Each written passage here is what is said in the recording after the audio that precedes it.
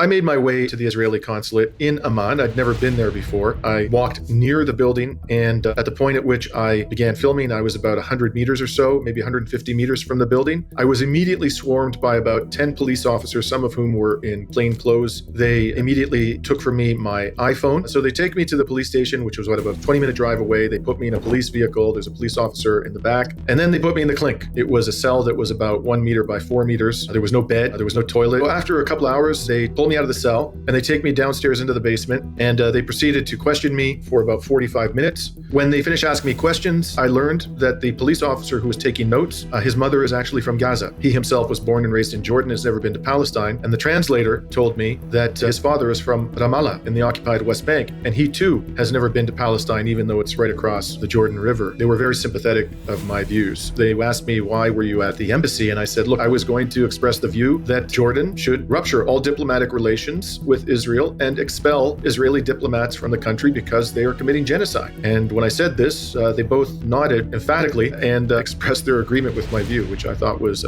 After that happened, the captain of the security branch instructs them to take me into his office. He decides in front of me that he's going to give me my cell phone back without the forensic examination being done, but he looks over my shoulder as I delete the video that I took at the Israeli consulate. At that point, with a stern warning, I was permitted to leave.